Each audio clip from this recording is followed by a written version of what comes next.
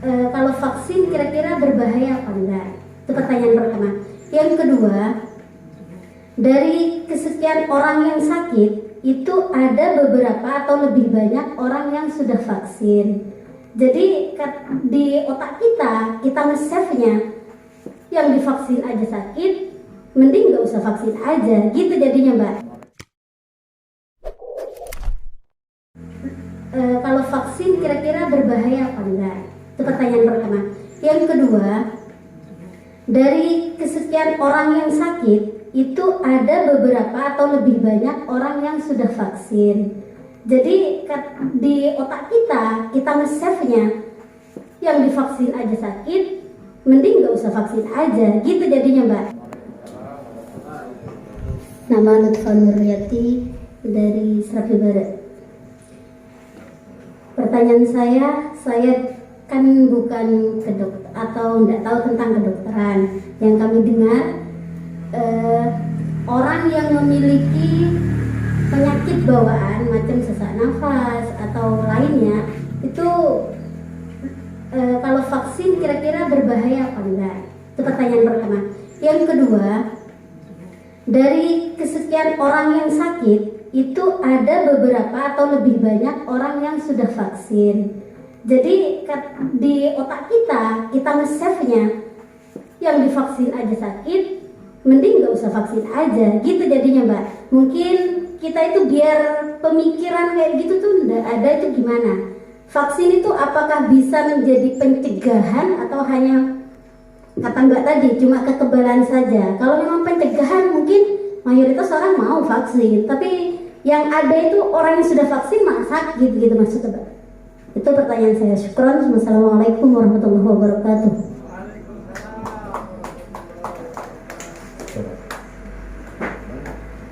Pak Camat, saya kemarin Bu Nenek.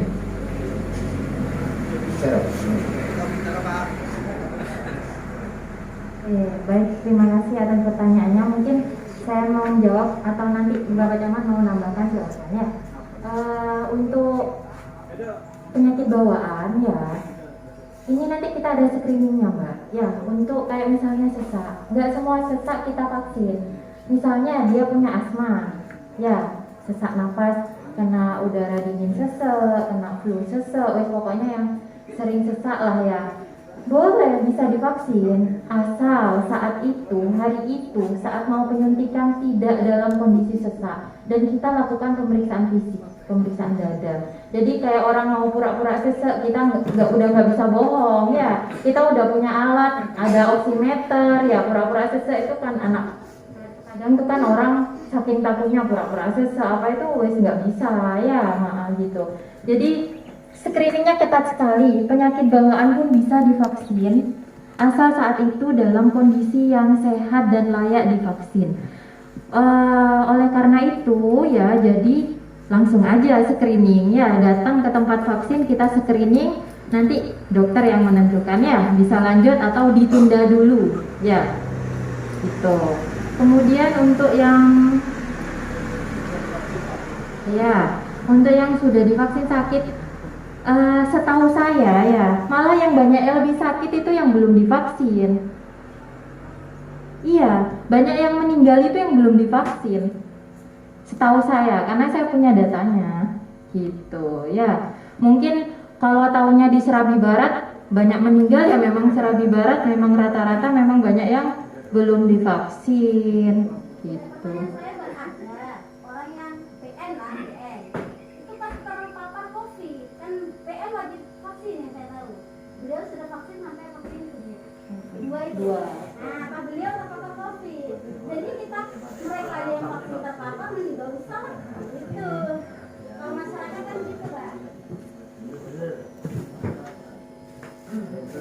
Nggak gini, kita harus tahu mekanisme vaksin dulu ya. Vaksin itu tidak mencegah 100% orang tidak terkena COVID. Itu yang harus dipahami. Semua vaksin yang anak-anak jalankan ya, kayak polio, campak ya kan, itu tidak mencegah 100% anak itu tidak terkena campak, sama kayak gitu. Bisa jadi dia habis divaksin campak, 2 tahun kemudian dia kena campak tapi keluhannya ringan, sama kayak gitu. Sama kayak COVID. COVID itu memberikan kekebalan. Ya. Artinya kalaupun divaksin, ya kan, belum tentu dia tidak terkena COVID. Ya bisa aja dia terkena COVID. Kalau urusan meninggal, ya kan, itu kembali lagi urusannya usia. Kita selaku manusia yang hidup, kita berusaha biar kita setidaknya mencegah, ya kan gitu. Masih banyak juga yang orang itu divaksin terkena COVID dan tidak ada apa-apa, cuma flu biasa. Ya jangan lihat yang meninggalnya. Kalau meninggal itu ya udah urusannya Allah ya. Kita mah udah nggak bicara tentang meninggal ya. Jadi yang perlu diketahui, vaksin ini bekerja itu juga ada waktunya. Mencapai kekebalan maksimal itu juga ada waktunya. 3 bulan pertama itu nanti akan tercapai kekebalan maksimal. Ya, jadi dari vaksin 1, nanti vaksin kedua itu kan jaraknya sekitar 28 hari atau 1 bulan, ya kan. Berarti kan 1 bulan nih udah dapat 2 vaksin. Nanti mencapai kekebalan sempurna itu bisa 3 bulan ke atas kayak gitu ya. Jadi kalau misalnya vaksinnya cuma 1 ya namanya cacat, masih sedikit kekebalannya. Makanya harus di booster lagi untuk vaksin keduanya kayak gitu. Belum lagi kita harus lihat dari segi yang lain. Apakah setelah divaksin dia masih menjaga prokes atau enggak? Kalau misalnya dia habis divaksin dia gaya-gayaan buka masker, ya sama aja bohong, itu namanya menantang ya. Gitu. Kalau misalnya dia udah divaksin tapi menjaga prokes terus dia meninggal karena COVID, ya itu sudah takdir dia gitu ya. Yang penting setelah divaksin yang perlu diingat prokesnya harus dijaga. Tetap masker tetap pakai, hand sanitizer atau cuci tangan tetap pakai,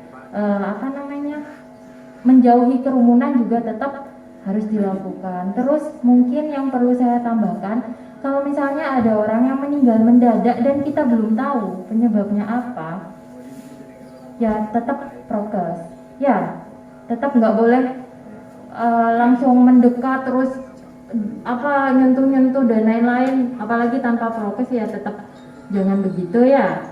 Jadi tetap harus prokes ya. Mungkin mau ditambahkan Bapak Camat?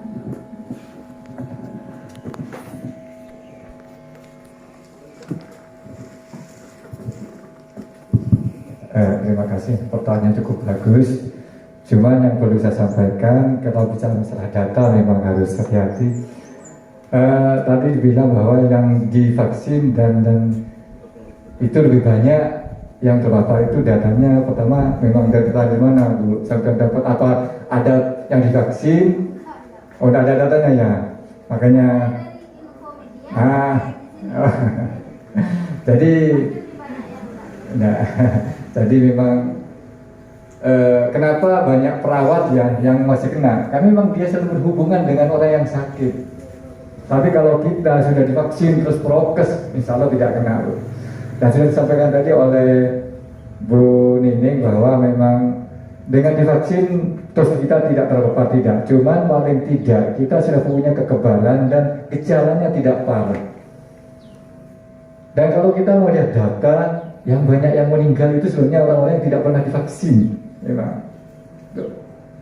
Saya sendiri, saya kebetulan adik perawat. Memang nggak dicek, tapi saya pernah kena gatal-gatal Bu. Satu badan itu malah itu katanya termasuk tanda-tanda bahwa saya sudah pernah terpapar. Iya. Jadi mungkin karena saya sudah divaksin, alhamdulillah gejalanya tidak berat. Jadi saya harapkan, nah ini bahasa yang kadang-kadang yang divaksin lebih banyak, yang tidak itu jangan. Ya dulu data yang benar, Pak. Tapi kalau memang ada yang sudah vaksin dan kena, bisa saja. Tapi kalau lebih banyak yang divaksin, itu malah membuat berita-berita kadang-kadang membuat orang menjadi takut, ya, begitu. Terima kasih Mbak pertanyaannya. Mungkin ada yang lain?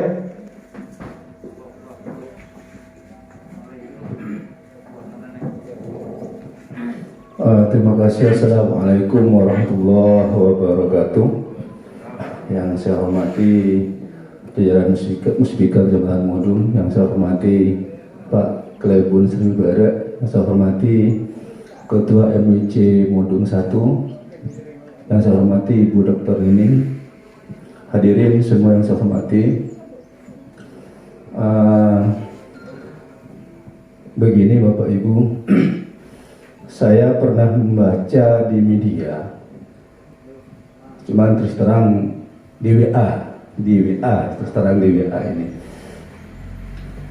yang ada hubungannya dengan apa yang sudah dijelaskan oleh Bu Dokter tadi itu, bahwasanya ketika seseorang itu akan divaksin maka perlu diadakan pemeriksaan terlebih dahulu, kan begitu Bapak Ibu. Intinya yang saya baca itu begini, ketika seseorang mau divaksin maka harus dipastikan dulu bahwa orang tersebut dalam kondisi yang fit. Itu intinya. Artinya tidak sedang menderita atau tidak sedang terjangkit penyakit lain selain COVID tadi itu intinya. Kemudian ketika saya baca itu, saya hubungkan dengan kondisi yang terjadi di masyarakat, kaitannya dengan ketakutan ketika mau divaksin, itu memang iya. Karena masyarakat itu beranggapan setelah divaksin takut sakit, takut meninggal dan sebagainya, begitu. Berarti intinya yang saya baca itu, sebelum divaksin maka dipastikan terlebih dahulu kondisinya harus dalam kondisi yang fit, kan begitu. Kemudian begini juga, suatu ketika saya pernah takziah ke daerah lain kecamatan. Ketika kami takziah, di situ ada salah seorang warga desa bercerita bahwasanya di desa itu baru saja diadakan vaksinasi. Kalau nggak salah, yang divaksin itu berkisar 10 orang. Kalau nggak salah, berkisar 10 orang. Terus kita tanya bagaimana kelanjutannya? Alhamdulillah katanya, dari 10 orang yang divaksin itu lebih dari 50% sakit semua setelah divaksin. Ya saya juga kurang tahu kan apakah itu ada hubungan dengan vaksin atau tidak. Tapi yang jelas cerita dari yang bersangkutan itu lebih dari 50% Pak itu sakit semua. Bahkan sampai dengan sehari ini katanya masih ada yang masih sakit, dan begitu. Mungkin itu yang menjadi momok masyarakat, sehingga masyarakat itu takut untuk divaksin. Oleh karena itu kami mohon, kalau memang nanti ada apa istilahnya, ada fase-fase tertentu sebelum divaksin, tolong itu dilaksanakan sehingga tidak terjadi seperti di desa-desa yang lain. Itu mungkin karena kelalaian petugas mungkin itu. Begitu. Itu yang pertama. Yang kedua, ini COVID. Ini COVID-nya, tadi vaksinnya, sekarang COVID-nya. Yang kedua yang saya tanyakan adalah berapa hari masa inkubasi dari virus itu. Artinya begini, ketika ada seorang dinyatakan positif, kemudian seorang tersebut di isolasi mandiri, itu sampai berapa hari ke depan, kan begitu. Kemudian bagaimana langkah selanjutnya setelah beberapa hari itu? Yang kedua. Yang ketiga, betul tadi disampaikan oleh Ibu Lutfa tadi bahwasanya sudah banyak di masyarakat kita ini sebetulnya yang sudah divaksin Bapak Ibu. Karena di Serambi Barat ini tidak sedikit ASN-nya, sehingga kita tahu sendiri kalau yang ASN itu mau tidak mau harus divaksin, kan begitu. Bahkan sudah 2 kali. Cuman terus terang saya tidak tahu jenis vaksinnya itu apa, kan begitu.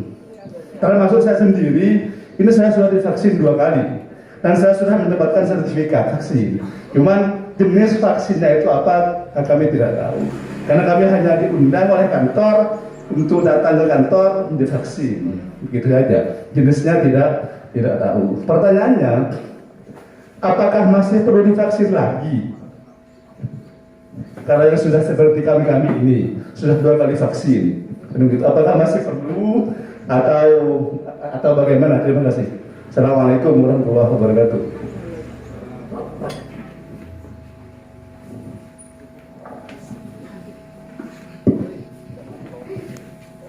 Assalamualaikum warahmatullahi wabarakatuh. Untuk pertanyaannya, yang pertama, ya kita pastikan pasti akan dilakukan screening ketat dan dipastikan yang divaksin dalam kondisi sehat untuk meminimalisir resiko, ya. Kemudian yang kedua, inkubasi. Waktu diisolasi ya, terutama ya, isolasi mandiri. Untuk yang isolasi di rumah sakit tentunya itu beda perhitungannya, karena itu keluhannya sedang berat, jadi udah perhitungannya beda. Kita bahas yang isolasi mandiri saja ya. Jadi waktu isolasi mandiri itu kita setidaknya 10+3 tanpa keluhan baru bisa dilakukan swab ulang. Atau kalau di sini PCR kan susah ya, pakai swab antigen, rapid antigen udah cukup. Ya, kalau misalnya nih, misalnya orang tersebut tidak ada keluhan, kan ada COVID yang nggak bergejala, nggak ada keluhan, tapi di rapidnya positif, ya kan? Ya udah isolasi di rumah, biar keluarga yang lain tidak terpapar. Tujuannya kan kayak gitu, melindungi yang lain. Mungkin kita sehat, tapi orang tua kita kan nggak tahu sehat apa enggak, ya, lemah apa enggak imunnya, kan kayak gitu. Isolasi 10 hari, ya, 10 hari boleh di swab ulang. Insya Allah hasilnya udah negatif, ya. Kalau tanpa gejala. Kalau ada gejala, kita tunggu bebas gejala 3 hari dulu, baru nanti di swab ulang. Gitu ya. Kalau sampean bingung, nggak usah ngitung sendiri. Udah, nanti kan kita data tuh yang positif, nanti kita aturkan swab ulangnya kapan. Itu fungsinya dari bidan desa, perawat desa. Ya, jadi daripada bingung, ya konsultasi ke perawat desa atau bidan desa. Seperti itu. Jadi langkahnya nanti tepat kapan bebas isolasi kayak gitu ya.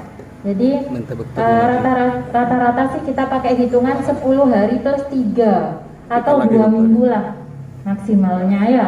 Kecuali ada kayak penambahan atau misalnya di tengah-tengah isolasi tiba-tiba timbul keluhan berat, nah itu udah beda lagi hitungannya. Gitu. Nanti ada penambahan lagi harinya gitu ya. Untuk secara teori sih 10 hari pertama virus itu kalau ada di dalam tubuh kemudian tidak ada keluhan, insya Allah sudah tidak akan menularkan ke yang lain. Itu secara teori kami gitu ya. Terus pertanyaan, oh iya, untuk jenis vaksin yang dilakukan kepada ASN ataupun kepada tim medis sama, Sinovac. Sama. Jadi kalau ditanya perlu vaksin lagi, untuk sejauh ini untuk 2 tahap yang sudah dilakukan tidak perlu divaksin lagi. Sama kayak yang diberikan kepada saya, Pak Camat, semuanya sama, Sinovac. Untuk yang kayak AstraZeneca itu hanya beberapa orang, kayak misalnya pelaut yang memang atau di negara yang akan dia tempati atau jadikan kerja itu memang dibutuhkan vaksinnya AstraZeneca gitu aja ya. Untuk rata-rata kayak ASN, tim medis semuanya Sinovac dan sama 2 tahap. Kalau ada peraturan baru atau tambahan dosis nanti pasti akan kita kabarkan, infokan. Sejauh ini cukup 2 tahap gitu ya, 2 vaksin atau 2 dosis. Intervalnya 1 bulan gitu. Mungkin kurang jelas atau mau ada tanya?